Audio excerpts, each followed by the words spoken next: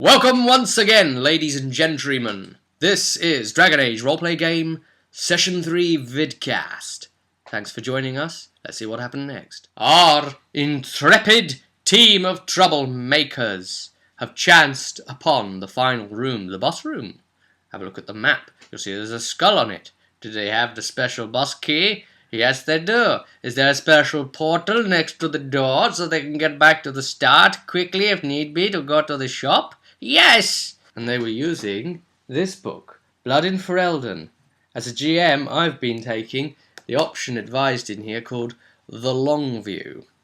Again, links to this book in the info bar below so that you can take a look at it or perhaps buy it. We're using a fragile web, if you remember rightly, and going from there. At the top of the stairs was a big, round room. The team made their way up and entered. And what did they find inside? Mirrors, all the way around the room. A strange woman standing at one of the mirrors, admiring herself, turning on the spot, admiring herself from every angle she could see in the room.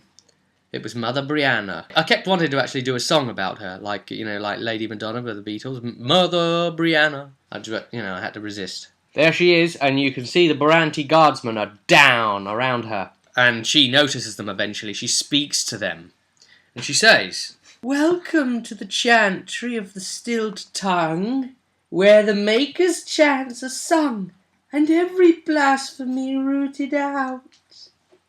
Have you stilled the tongues of the wicked? Have you brought me my children?" Then her eyes turn hard. "Where is your offering?"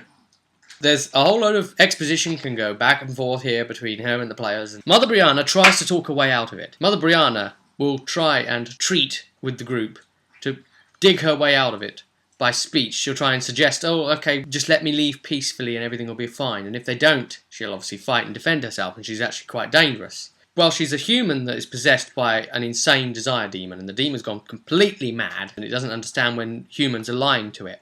So they could have said, "Oh, all right, we'll leave with you," and then they could have ambushed her and done things the way they wanted. But if they'd have tried leaving the room without the encounter going down, I would have had it go against them anyway, because you remember that cultist that got away in one of the in the previous session? He got away down the street. I've had him notify some of the other still-tongue cult people, and there would have been him and two more of those bruisers that they fought on the way in, waiting for them in the big room, the entranceway, on the way downstairs. So they'd have had to fight that if they'd have backed out of the room from Mother Brianna. So they weren't going to get out unscathed. And of course, if they'd have gone down with her, they might have attacked because they'd have seen the extra odds. And there'd have been Mother Brianna and them, all as ads. That would have been nasty. I decided, well, I'm not going to really nerf her too much, because there's loot to be had at the end, and it's quite good loot. So I want to be able to justify them having the loot by actually fighting her pretty much full power. Tanadil, he decided to fire with his crossbow. I mean, she wasn't attacking, so as soon as one of the players choose an action, I decided, right, well, that's it. You can do that for free. You can do your crossbow shot. That's effectively the beginning of combat. So he did his crossbow shot, and it hit her pretty hard, and then he did the mighty blow stunts as well and got all that procced. So I decided, well, okay, well, it's hit her, and then hit the glass, and she's did the knock prone, so it's knocked her over as well, the surprise of it. And then the glass is shattered and fell on her. So that justifies the extra damage. One of her mirrors. The funny thing is, it's a room full of mirrors. They are all, as a party, expecting the normal roleplay game conventions. Oh, break the mirrors, or which one is going to be the real her in the mirrors. But there's normal shit that roleplay games normally have in a dungeon. But none of that is happening here. It's just that she's vain, and that's all there is to it. Her, on her own, and she's wearing no armour. It's rather strange, isn't it? She's got no help. Well, yes, she does, actually. The team, the character party, is her ads, is her help, is her henchman. She's got two mind control abilities. She's got one, a deception, and if she succeeds that one once per turn, then she can basically lock the whole group down in a sort of confused state for one round, where they don't do anything. The other thing she can do is a seduction, specifically against one player only. If that succeeds, versus their self-discipline, then she effectively takes them over. The GM takes control of that character and effectively uses it as a helper. It's the dragon die that is rolled dictates the number of rounds. There was nothing written in the book here for the specifics of how to actually run this in a balanced, fair manner. So I made a decision. There was going to be certain restrictions on it. So that's kind of where the nerfs came in. If somebody's already under the seduction thing, but then there's a group test to try and pass the deception thing as well that goes on in a following round. I'm not having them both stack in the same round either.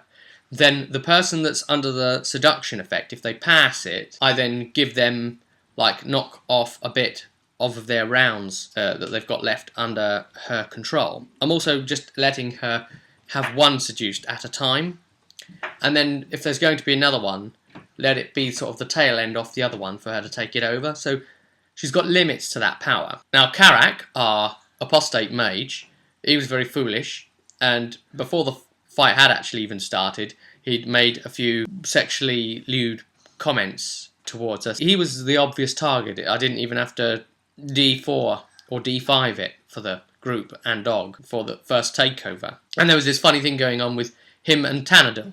So she had him attack Tanadil because Tanadil had attacked her. Wand missile attacked him and then went in with his staff and tried knocking him about and beating him in the nuts. The dog completely didn't listen to Karak at all in that fight and didn't attack Mother Brianna once. Amelia had made her way quickly across the room straight to her and said, look, back down, alright? Just let them go.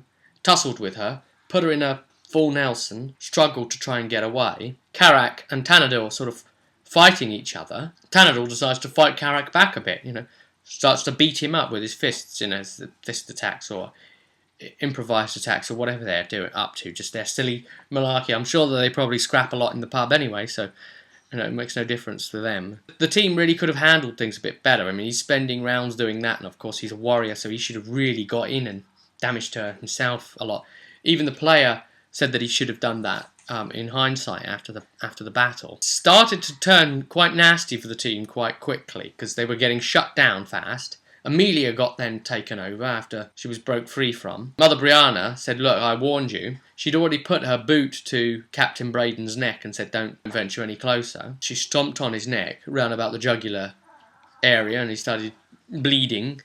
Don't know if he was going to die or not. Is sort of touch and go, and still at this stage, sort of touch and go. We don't know whether he's lived or died. The group hasn't really seen access to it. Amelia's taken over, and then she's attacking the group, and then it's a case of trying to decide who the mind-controlled one should attack, because she doesn't know them from Adam, so she decides to, again, it's rolling a dice to randomise in some cases, so you've got the real fun of who they're going to go after, and that sort of thing. Paydar gets some good shots in on Brianna. Her claws 1d6 plus 5 damage, and they're also completely armour-piercing, and that really did start to take its toll, but again, she's got no armour rating, so you've just got to get enough hard slices on her, but she's got a 60 health pool, so that's pretty nasty. They really couldn't do anything against her attempts to seduce them and take over their minds. I mean, they were completely powerless. She was rolling results of 20 up. There was one interesting thing where the dog actually did get to fight at one point in the actual battle. The mind-controlled Amelia turned and attacked the dog, and then the dog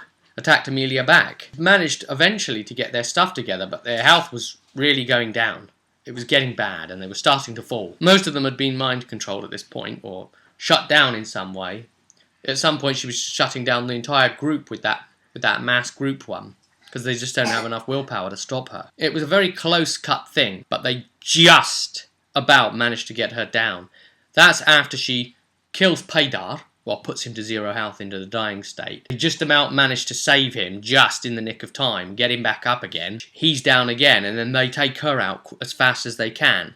Eventually, they got their stuff together, stopped attacking each other, because there was one point, even in fact, when Amelia had attacked Karak, I think it was, or something. Karak decided to actually attack Amelia back, and he wasn't even mind-controlled. A big spell blast. So, really, the group were getting annoyed with each other. Rather than focusing on her, there was mass confusion and anger starting in the group. And it felt like all of her legit powers were just the push to set off the fractures that were already there within the group. But finally, she fell, and she said the Maker's will be done in her final breath.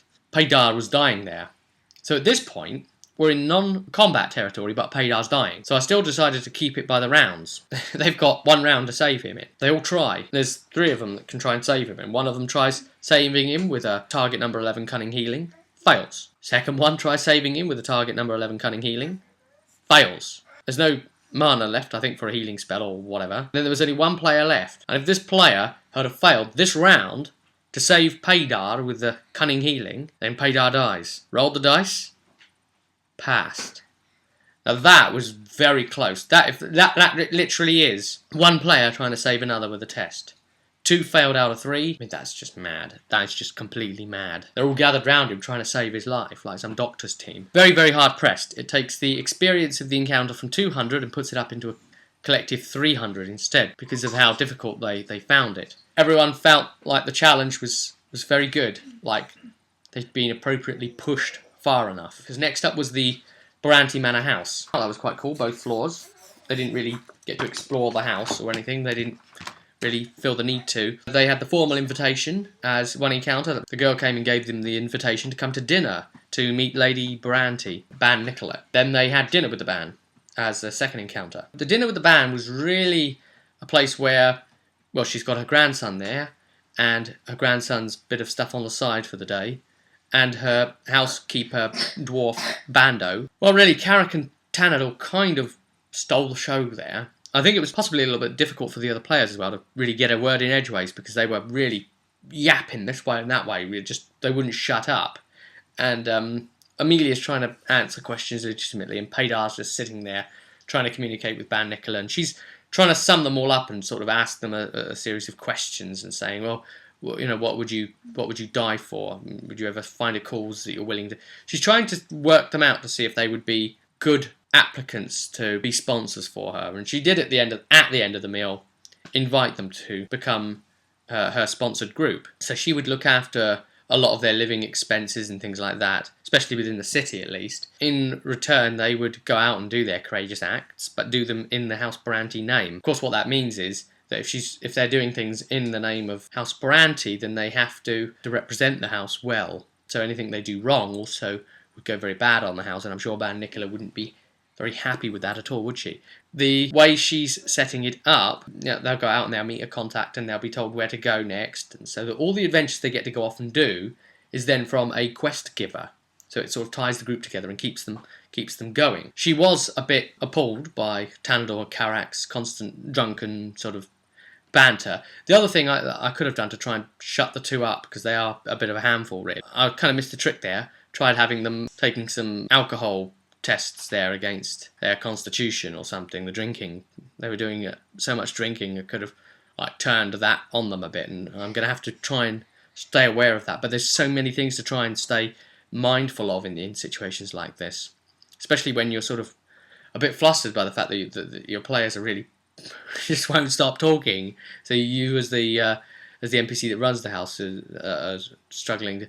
I mean, yeah, Ban Nicola was struggling trying to get her voice heard to the other people that would actually listen. But the other thing was that there'd been a fire in the city when they'd entered, and it turns out some of the Baranti guards had been burnt trying to pull some of the people clear. So there was one guy who was standing there with a half mask over his face covering some burns and things. It shows the dedication of their house, I suppose, as trying to do good. And one of the people said, well, how is it you're able to have so much money if you're able to give away so much to so many people? Because, you know, she helps. She donates a lot of money to the city and to needed causes and people in distress and all this sort of thing. She says, well, to be honest with you, my charity is infectious. It encourages the other bands and nobles of the city to put their hands in their pockets. And all right, we'll end things there. All agreed collectively to be sponsored by Ban Nicola. They'll go out soon to meet one of her contacts and be told where to go next. This is going to flow the group into the next mission. It's going to be the starter book mission 1, the Dalish Curse. They're all still level 1. But they're getting close to level 2 now, even though they haven't done the core rulebook first mission yet. But hey, that's the way it goes if you're going to try and run Longview and the pre-PDF as well. So until next time, I will see you at the table.